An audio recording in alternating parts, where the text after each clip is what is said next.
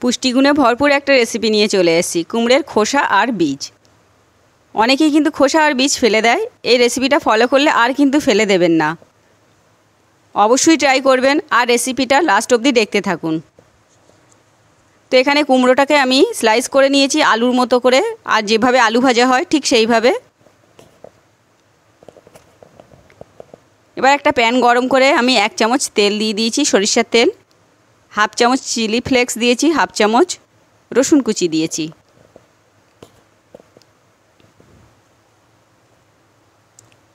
দিয়ে ভালো করে নেড়েচেড়ে মিশিয়ে দেব।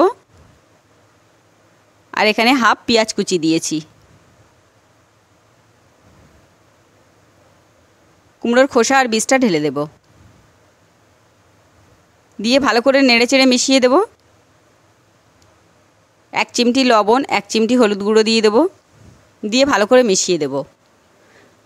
5 থেকে 7 মিনিট লাগে এটা ভাজতে, বেশি সময় লাগে না। আর এখানে পোস্ত দিয়ে দেব 1 চামচ। পোস্তটা শেষে দিতে হবে, প্রথমে দিলে কিন্তু পোস্তটা পুড়ে যাবে। আর একটু ক্রাঞ্চি ভাব হলে তারপর নামিয়ে নেব। এবার এখানে 1 চামচ মতো কাসুরি মেথি নিয়েছি, হাত দিয়ে একটু ক্রাশ করে দিয়ে দেব। দিয়ে ভালো করে নেড়েচেড়ে মিশিয়ে দেব। পুষ্টিগুণে ভরপুর কিন্তু এই কুমড়োর বীজ। আর না বলে থাকতে পারছি না, তো এর মধ্যে অনেক পুষ্টিগুণ আছে।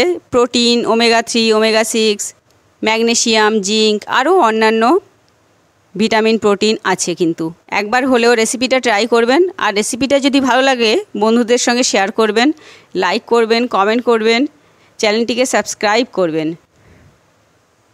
এই রেসিপিটা ফলো করলে আর কিন্তু কুমড়োর খোসা আর বীজ ফেলে দেবেন না। একবার হলেও রেসিপিটা বাড়িতে ট্রাই করবেন। নিত্য নতুন রেসিপি দেখতে বাটা মশলা কিচেনে চোখ রাখবেন। ভালো থাকবেন, সুস্থ থাকবেন। আজকের মতো এটুকুই।